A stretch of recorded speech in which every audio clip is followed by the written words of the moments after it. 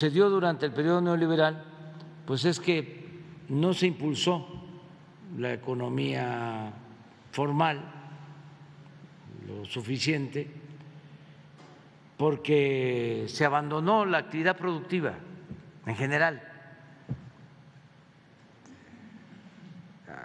Hablando del campo y hablando de la autosuficiencia, la apuesta era a comprar todo lo que se consumía en México.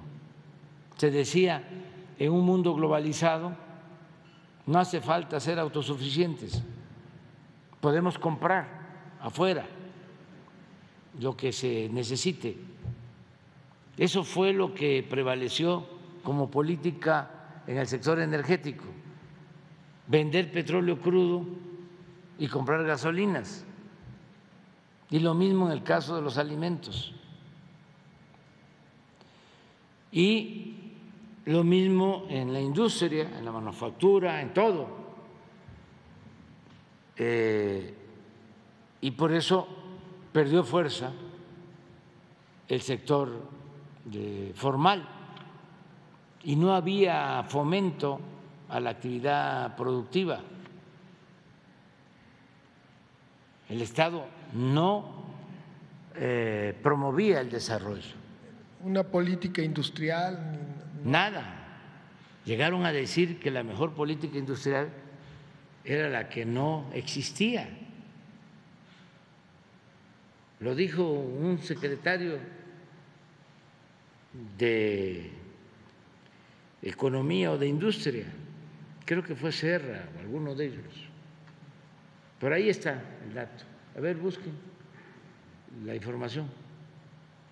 Para los jóvenes, pues, la mejor política industrial es la que no existe. Un secretario. Les voy a dar otra, ¿no? Bueno, la de ASPE, que es conocida. Esa es de que no hacía falta producir en México, porque en un mundo globalizado podíamos comprar lo que necesitáramos en el extranjero. Ese es ASPE. Y un genio reciente, secretario de Economía, con cuño de Salinas de Gortari,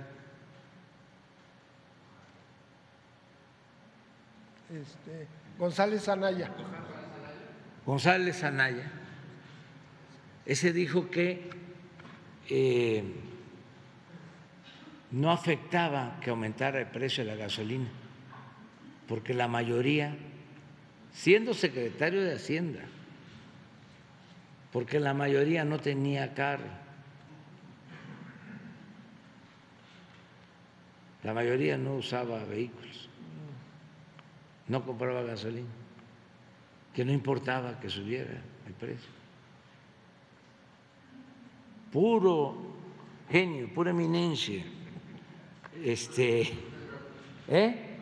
Serrapuche, secretario de Comercio con Salinas, pero ¿qué dijo exactamente? La que no existe. ¿No? Pues entonces, por eso creció tanto la economía informal. Yo quiero decirles que la gente nos salvó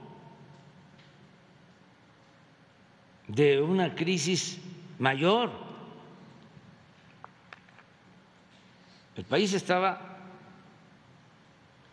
en decadencia, pero hubiese habido un estallido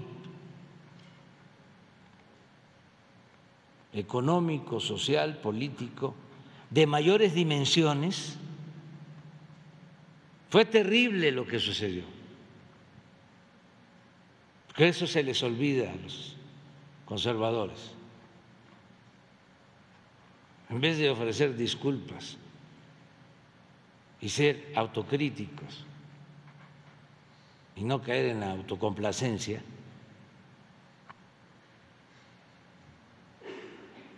en vez de eso, se les olvida de que si no ha sido por la gente que empezó a buscarse la vida como podía, a salir a vender a la calle,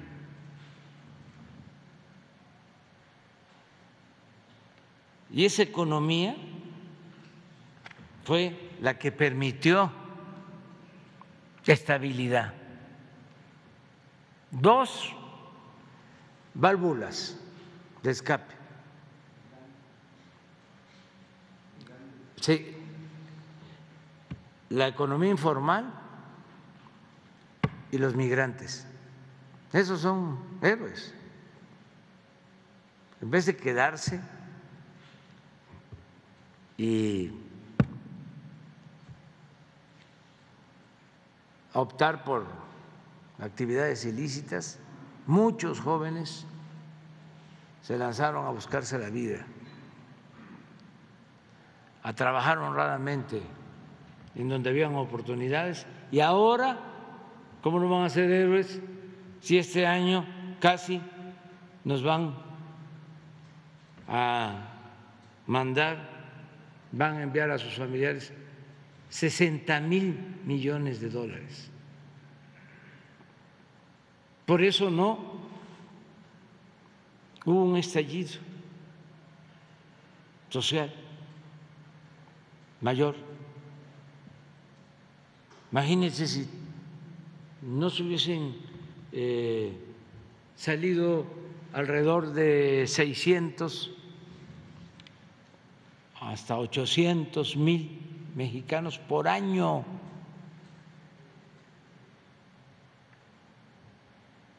a buscarse la vida. ¿Qué hubiese pasado con el país? Pero qué sabio el pueblo, ¿no? Ya cuando te había tocado fondo con el proceso de degradación progresivo, con la decadencia, dijo el pueblo: basta. Y se inició una transformación. ¿Y qué ha dejado esta transformación? Aunque les incomode, les moleste: gobernabilidad. ¿Dónde está el país? Convulsionado.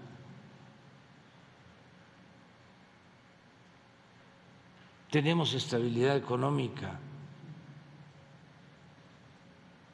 Nuestra moneda es la número 1 después del dólar en el mundo.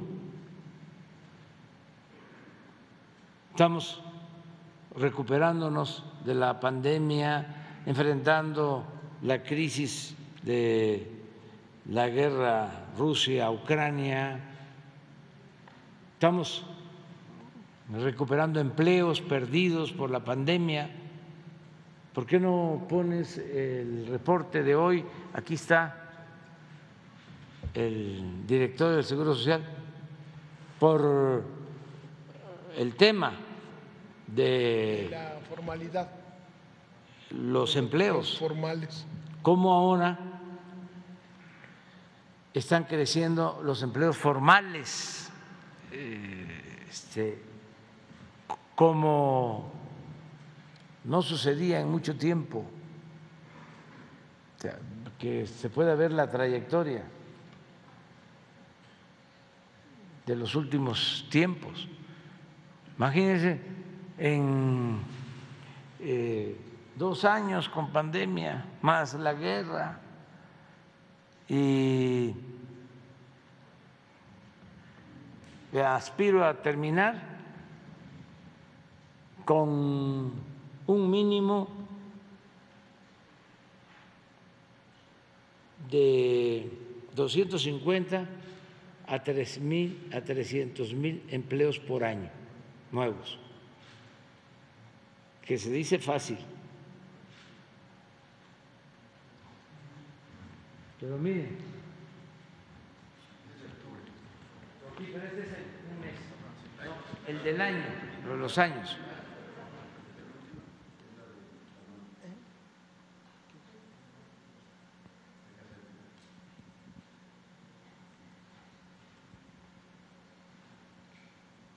Esto es muy importante. Entonces, si hay opciones, mire esto. Aquí entramos.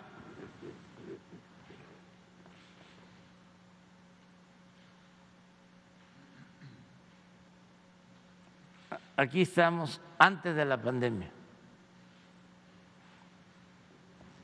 20.614.000 empleos o trabajadores inscritos al Seguro Social. Y se nos cayó así. Y empezamos la recuperación, y aquí ya llegamos. En octubre del 21 a 20.768. Se superó el nivel previo a la pandemia y empezamos a subir, bajábamos aquí. Y miren, 21.459 a 20.614. Estamos a menos de 200,000 de tener 1,000,000. Después de esto.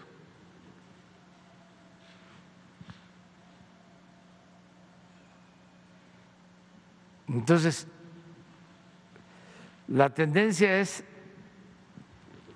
esto, se nos va a caer un poco en diciembre porque todavía hay los trucos esos de despedir a trabajadores para no darles aguinaldo y recontratarlos. Pero es pecado social, para el que lo hace. Nada más que se acuerden de eso. Pero nos vamos a ir para arriba. La economía está creciendo y están creciendo los empleos. Y hay algo que también es muy importante, muy importante. Hay una mejor distribución del ingreso, de la riqueza, porque no es nada más crecimiento, sino distribución. Se está creciendo de manera más justa, más igualitaria. Y eso también lo vamos a aprobar en su momento. Pero no va a haber un plan así para bajarle un poquito, ¿no? Que no sea el 56%, que sea el 54%, irle bajando. Vamos a seguir. Es que tenemos muchas oportunidades para que siga llegando inversión extranjera, muchas. Está creciendo la inversión extranjera cada vez más, también récord. Nunca había llegado tanta inversión extranjera. Y luego se ha impulsado también mucho la inversión pública. Imagínense, estuve el fin de semana revisando refinerías.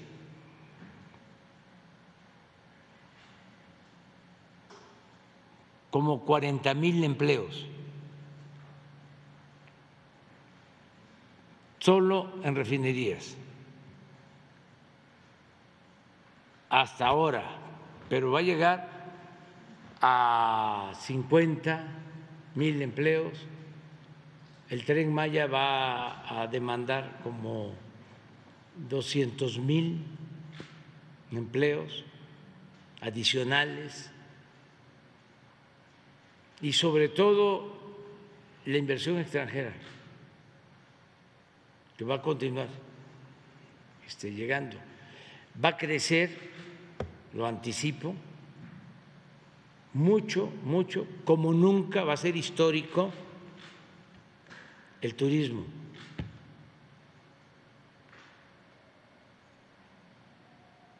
Ahí tenemos muchas posibilidades de crecimiento.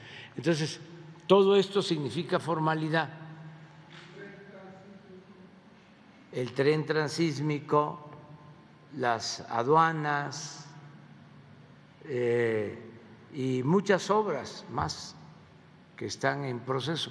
Entonces, sí que es empleo formal, porque no puede trabajar una empresa que tenga un contrato con el gobierno si no tiene a sus trabajadores inscritos con seguridad social, es decir, si no son trabajadores formales. Pero sí, tienes razón, creció muchísimo la economía informal, pero al mismo tiempo fue una bendición, porque fue la forma en que la gente resistió y los migrantes, que nos ayudó muchísimo. Si no hubiese habido un estallido social. Es más, no exagero, no les va a gustar a mis adversarios conservadores, pero si no se hubiese dado el cambio y hubiese seguido lo mismo, el país estaría hundido, pero no solo con mayor crisis económica y de bienestar social, sino con muchos conflictos. Se enojan algunos, ¿no?, que ¿por qué se dan las becas? Que los muchachos utilizan el dinero para tomar sus caguamas, que son unos flojos, ninis, que ¿por qué se ayuda a los campesinos flojos con el Sembrando Vida? No saben, primero, que el pueblo de México es muy trabajador. Eso no lo aceptan porque tienen una mentalidad conservadora de hacendados porfiristas. Tienen la idea de que el pueblo es flojo y que si hay pobreza es porque la gente no trabaja. Y eso es completamente falso. Y el ejemplo mejor son los migrantes. ¿Cómo se van y hay oportunidades y nos envían 60,000 millones de dólares? Si el pueblo de México fuese flojo, indolente, no saldría adelante en ninguna parte. Pero esto es lo que piensa, concibe uno de los escritores más famosos de letras libres. Y así piensan muchos. Por eso no me arrepiento de haber dicho,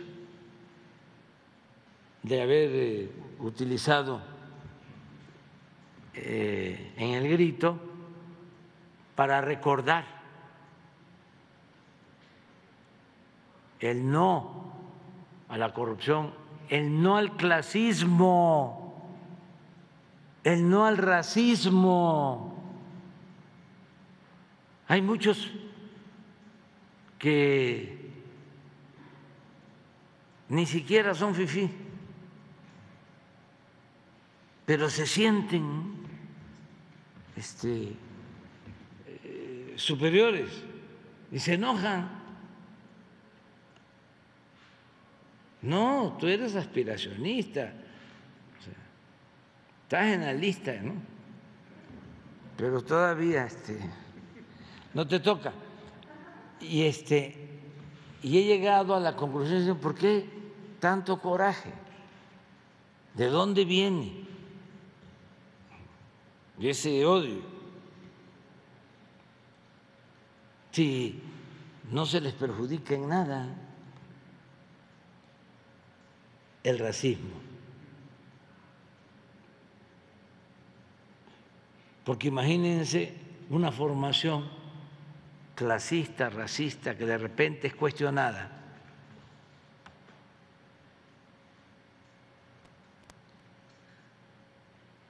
Que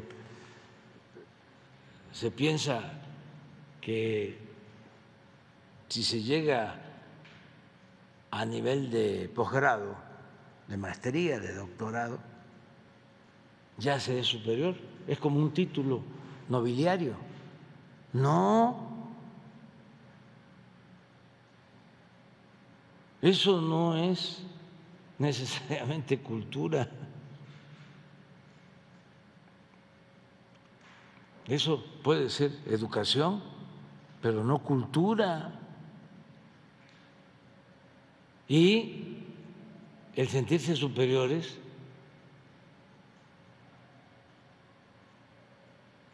estoy hablando de intelectuales, racistas,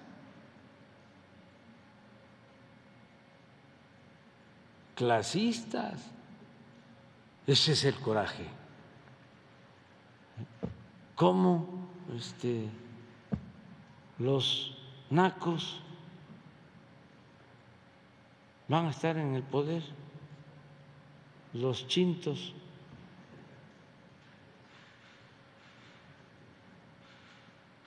¿Cómo el pueblo? La chusma.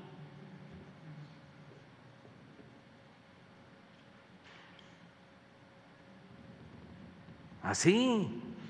Además hay expresiones de ese tipo.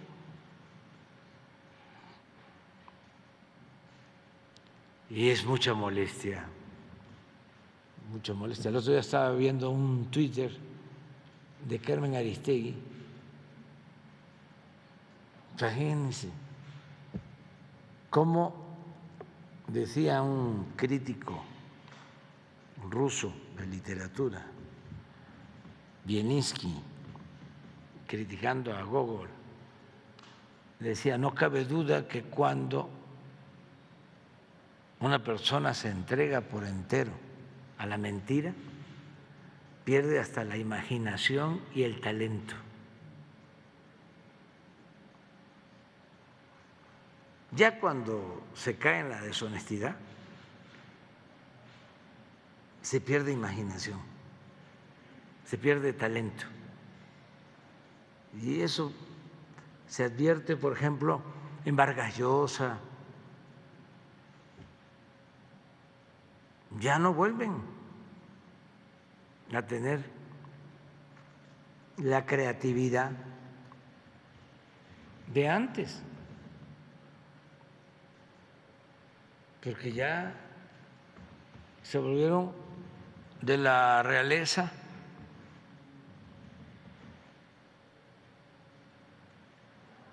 y se han dedicado a defender causas contrarias a los pueblos. Y ya está difícil que alguien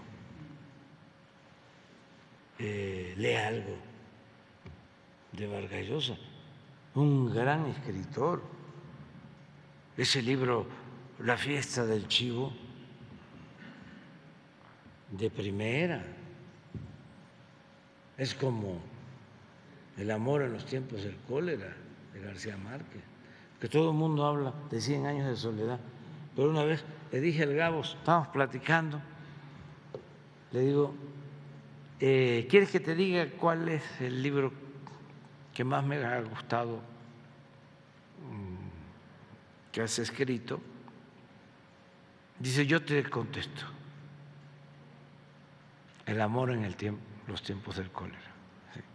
Sí, él mismo lo sabía, pues eso, un buen escritor, lo sabe. ¿Por qué no pones el Twitter de donde se esforzó mucho en su análisis? en donde está Tatiana, en el aeropuerto. No, que está Tatiana, dice, es que es interesante, porque también si a entregarse a la mentira se le añade el enojo, uno tiene que estar sereno, tranquilo, no enojarse, porque sí perturba, el enojo, el calentarse. Por eso, aunque tenga uno el corazón caliente, la cabeza fría, tranquilo. No te calientes, granizo.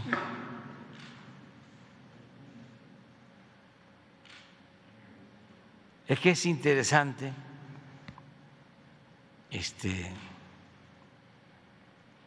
ver lo superficial.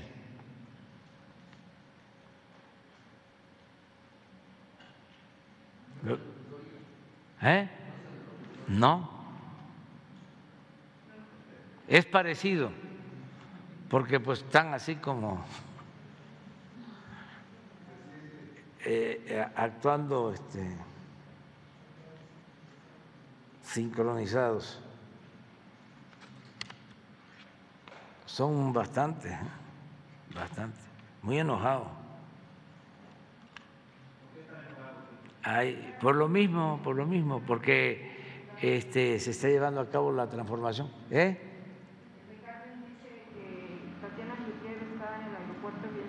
Dice Tatiana Cloutier, que fue coordinadora de la campaña de López Obrador y lo hizo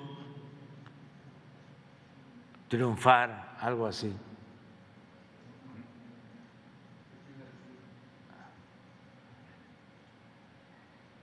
Estaba sola en el aeropuerto viendo su celular. ¿Saben? Es de sentido común. Eso de estar viendo el celular en los aeropuertos, yo creo que es la mayoría de la gente que se sienta, bueno, y ahora hasta en la mesa, cuando invita uno sobre todo a los hijos, ¿no? Tiene uno que estarles diciendo, ¿qué pasó? Vamos a platicar. Deja esa chingamuza.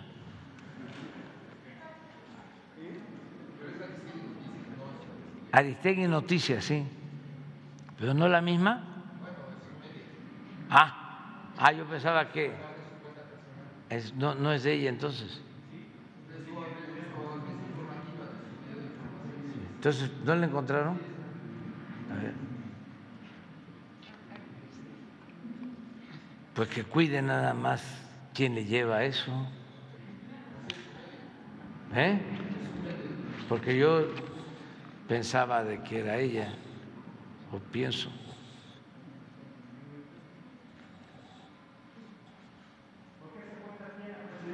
Dice, a la jefa de campaña presidencial que llevó al poder a López Obrador, Tatiana fue clave, importantísima, nos ayudó mucho, pero al poder nos trajo el pueblo.